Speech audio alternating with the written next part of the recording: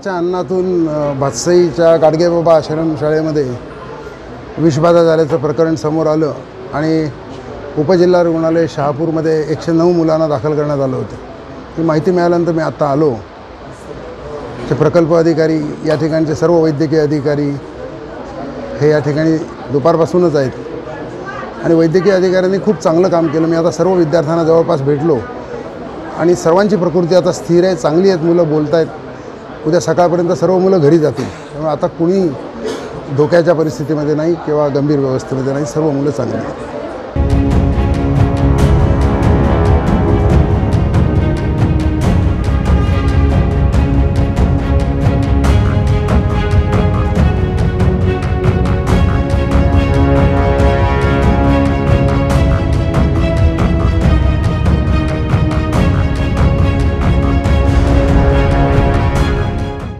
कोणार्क, अपना शहर, अपनी बातें।